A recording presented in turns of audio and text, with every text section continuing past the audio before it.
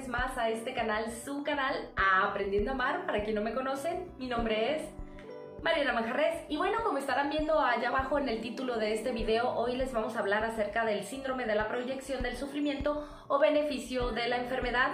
Así que vamos a hablar de este tema tan interesante y que espero que sea de gran ayuda e interés. Y yo los invito a quedarse conmigo hasta el final de este video y aprendamos juntos acerca de este síndrome. También estará con nosotros mi esposo Pedro hablándonos acerca de esto, de este comportamiento, de este síndrome, y él nos va a hablar del lado de la sanidad, del lado espiritual y por qué esa persona padece este síndrome, ¿no? Entonces no se lo pueden perder, quédense conmigo. También tendremos nuestras citas bíblicas, nuestras frases y entre la dinámica que tenemos, ustedes ya la saben, así que no se lo pueden perder. Yo los invito a quedarse conmigo y sin más preámbulo, sin más nada, pues sí, comenzamos.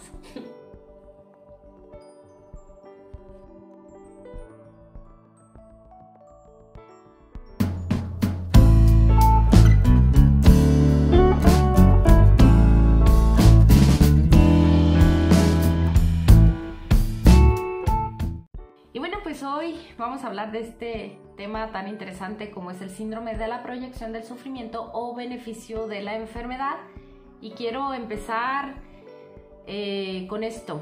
El síndrome de la proyección del sufrimiento es un término que se encuentra principalmente en la literatura psicoanalítica. Esto es una fusión de dos corrientes que buscan entender lo que el ser humano en su parte subjetiva piensa. Así que, a términos generales, se entiende como beneficio de la enfermedad a la satisfacción que encuentra un individuo en la enfermedad y en relación a su síntoma. En esta literatura psicoanalítica se habla de dos tipos de beneficio. Uno es el beneficio primario y el otro es el beneficio secundario, que vamos a hablar a continuación acerca de esto. Así que vamos a comenzar con este interesante tema.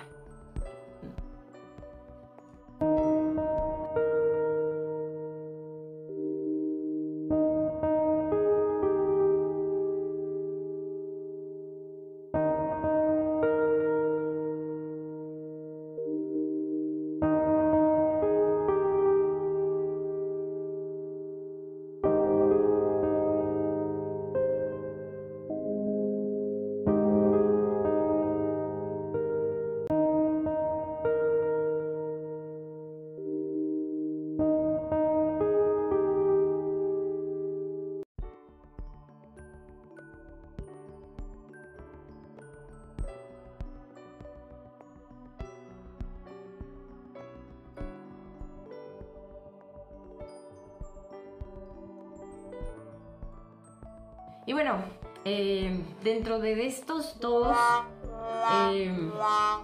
beneficios, el beneficio primario hace énfasis en la satisfacción que encuentra el individuo en relación con el síntoma.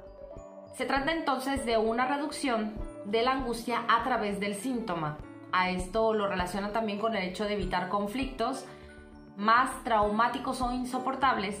Hace una huida de la enfermedad, negación de la misma, es decir, es una especie de negación a esa enfermedad.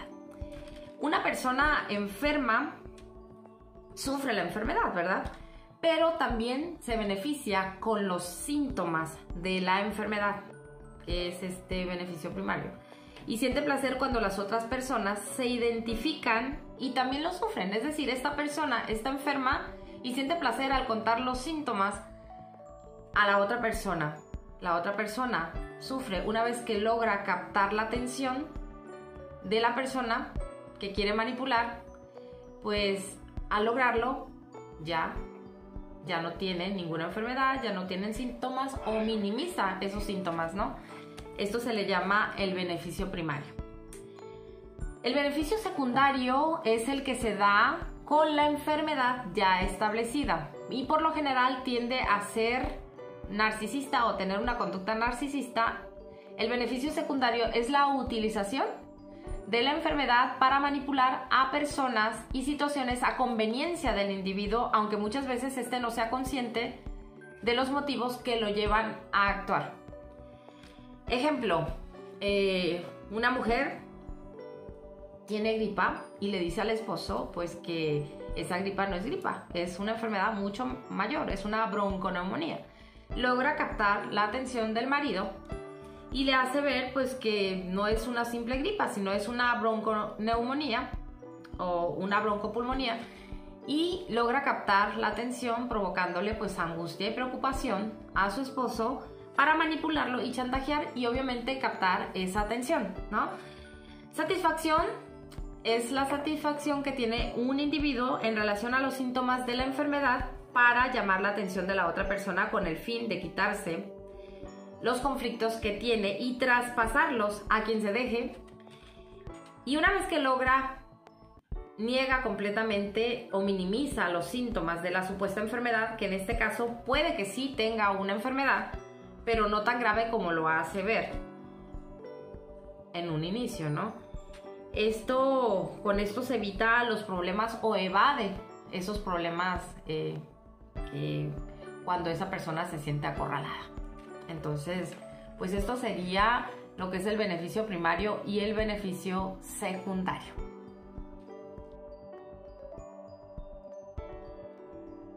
Para ampliar un poquito más acerca de este tema y dejar un poquito más entendible lo que es el beneficio primario y el beneficio secundario, Freud introdujo dos conceptos, hablando de este mismo, del beneficio de la enfermedad: una forma de beneficio más externa, consciente y adaptable, llamada el beneficio secundario, y una forma más interna, inconsciente y destructiva, llamada la necesidad de estar enfermo. Esto viene siendo el beneficio primario. Ambas formas de beneficio de la enfermedad son independientes. El beneficio secundario puede intensificar la necesidad de estar enfermo. Beneficio secundario, esto se da cuando la persona ya tiene la enfermedad. Por lo general es una actitud narcisista. No quiere decir que sea narcisista, ¿no? Puede serlo, pero es una actitud narcisista generalmente, donde utilizan la enfermedad para manipular situaciones o a personas según la conveniencia de este o de esta, sea hombre o una mujer, aunque muchas veces no son conscientes de los motivos por los cuales les llevan a actuar de este modo. Así que esto es lo que dice Freud acerca de este comportamiento, de lo que es el beneficio primario y secundario.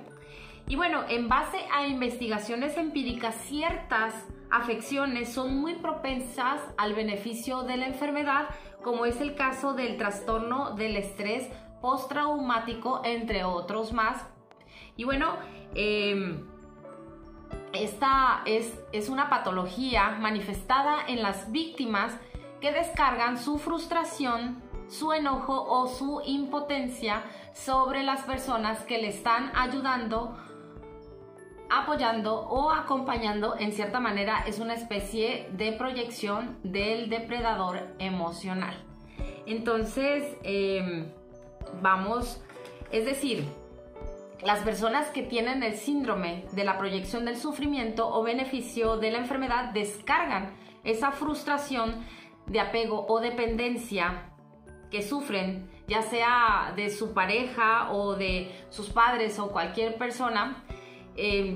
Esto lo proyectan con otras personas y muchas de ellas generalmente son empáticas y se vuelven como ese bote de basura, ¿no? Donde ellos descargan toda esa toxicidad que les hace ese depredador o ese maltratador, y descargan todas esas frustraciones con su acompañante o utilizan una persona para descargar todo eso y las utilizan como un bote de basura, ¿no? Entonces, bueno, pues a continuación pues nos vamos a trasladar hasta Colombia con mi esposo Pedro, que él nos va a hablar acerca de este tema, y es decir, nos va a explicar por qué sucede este síndrome de la proyección del sufrimiento desde una manera, pues, en el sentido de sanidad, de liberación espiritual. Y bueno, para abordar y complementar aún más de este tema acerca de por qué sucede este síndrome. Así que, Pedro, vamos contigo y vamos a continuar con este tema. Así que continuamos.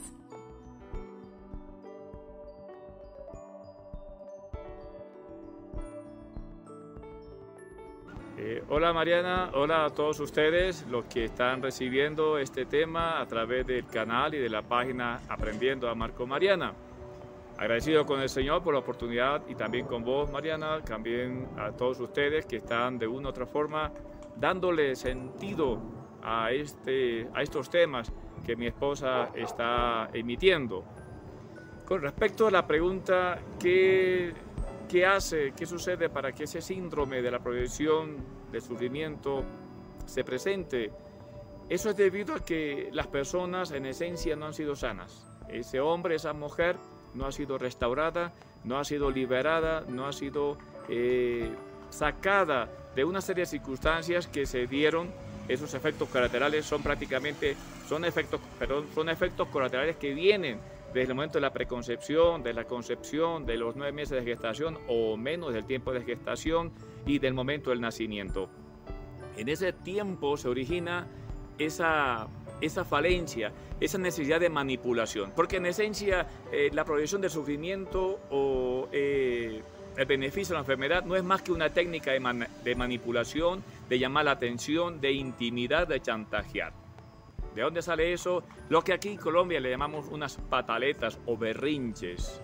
Se debe a que desde niño, desde que está en el vientre, en ese momento se gestaron situaciones en el corazón, en la persona, en su vida, asuntos de rechazo, abandono, descuido, falencias emocionales, falencia de afecto paterno, falencia de afecto materno, falencia de estímulo paterno o estímulo materno, falencia de presencia paterna y de presencia materna. No importa que después haya estado en el vientre, pero aún no tuvo presencia materna en ese tiempo en que estuvo gestándose.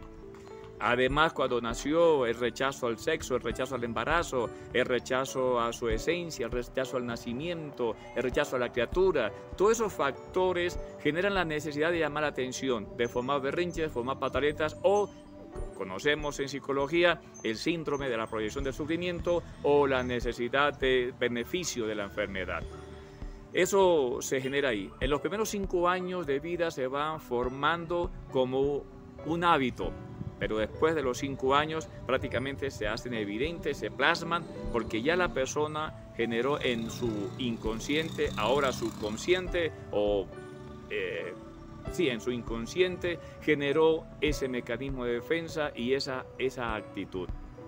Por lo tanto, la va a seguir replicando cada vez que se sienta que no lo atienden, que se sienta rechazado, que se sienta que no le prestan atención, que se sienta que necesita ser escuchado, pues entonces ahí se va a usar ese mecanismo, ese síndrome. Y bueno, haciendo una recapitulación, una sinopsis de por qué se da ese síndrome de la proyección del sufrimiento o también conocido como beneficio de la enfermedad, me gustaría decirte que en esencia, como te decía, es una evidencia de manipulación, de berrinche, de pataletas, pero es una codependencia emocional. Entonces, si armamos la estructura, podemos decir que esa proyección del sufrimiento o ese síndrome de beneficio de la enfermedad viene por una codependencia emocional. Esa codependencia emocional se debe a vacíos afectivos emocionales, como te explicaba hace rato, al principio se suscita desde que está en el vientre, falencias, carencias, vacíos no llenos y una necesidad extrema de llamar la atención.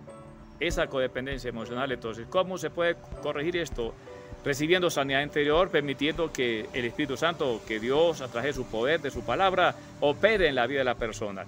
Porque con psicología quizás no hay forma de corregirlo, quizás simplemente hay forma de sobrellevarlo, mas no de sanarlo. Y se requiere sanidad. Yo pienso que una persona de estas requiere más ser sano que aprender a sobrellevarlo o a corregirlo. Bueno, me despido. Gracias a mi esposa por permitirme esta oportunidad, a vos que estás escuchándolo, y que te pido también que te suscribas, si no lo has hecho, a su canal Aprendiendo a Amar con Mariana, a página de Facebook, Aprendiendo a Amar con Mariana también. De igual forma, pues, que compartas estos temas y que participes allí. Un abrazo grande para vos, muchas bendiciones. Les cambio al set de grabaciones de mi esposa allá en España, desde Cajicá, Colombia. Un abrazo fuerte, bendiciones, Dios fortalezca sus vidas. Y bueno, gracias Pedro por tu aporte, que es sin duda de gran ayuda para este interesante tema. Y bueno, pues un saludo y muchos besos hasta Colombia. Y gracias. Y bueno, vamos a seguir haciendo más cositas con mi esposo, que lo hace con muchísimo cariño para este canal, su canal Aprendiendo a Amar. Y bueno, les quiero dejar una frase que dice así: la capacidad de colocarse en el lugar del otro es una de las funciones más importantes de la inteligencia. Demuestra el grado de madurez del ser humano. Esto dicho por A. Curie.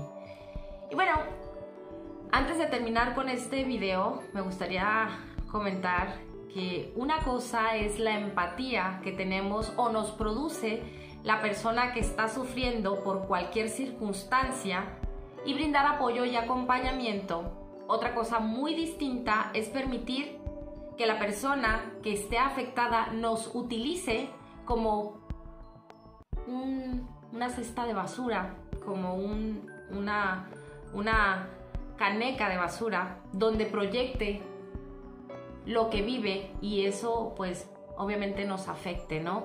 Quiero comentarles el caso de una persona que sufre de maltrato.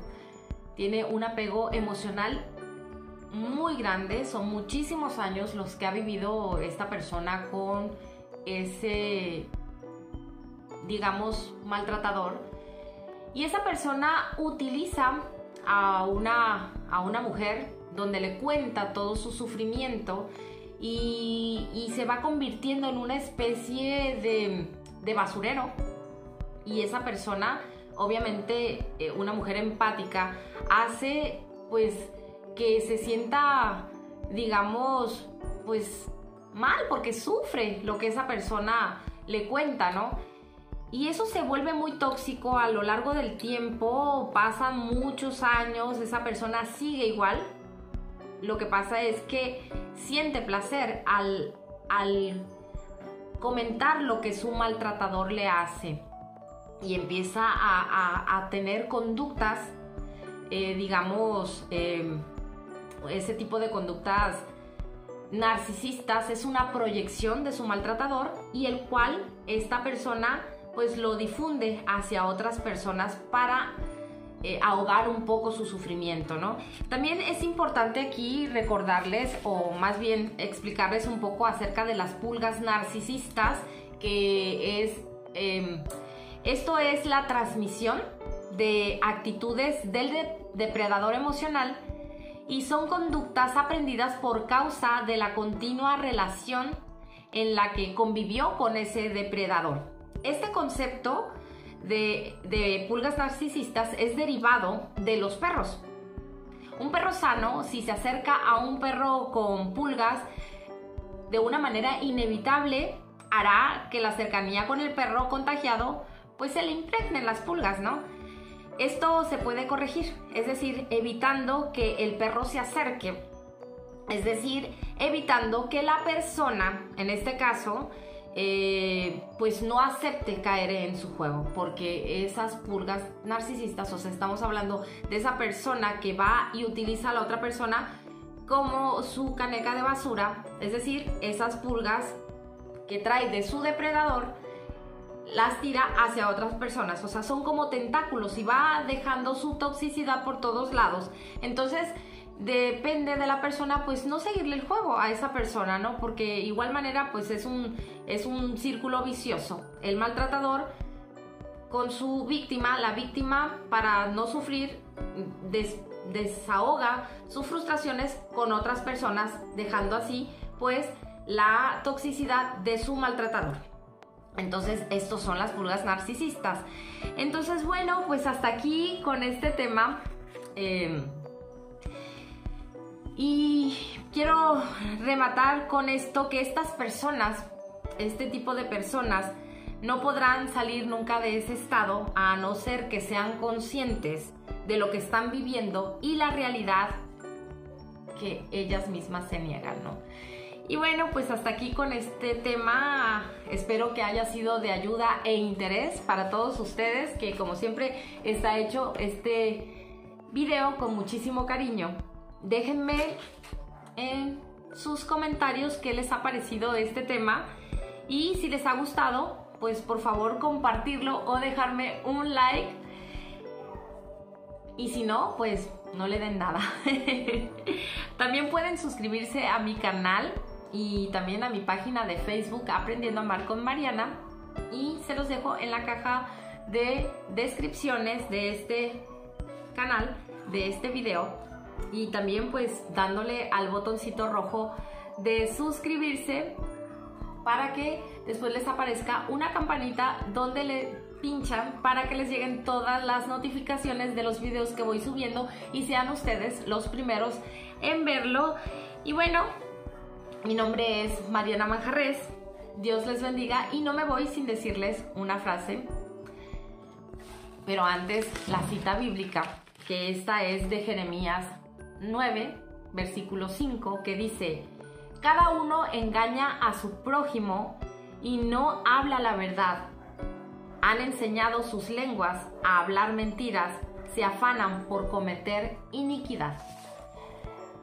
Dios los bendiga, les mando muchos besos, muchos abrazos, cuídense muchísimo y no se olviden de ser feliz a pesar de la tormenta. Nos vemos en un próximo video. Chao.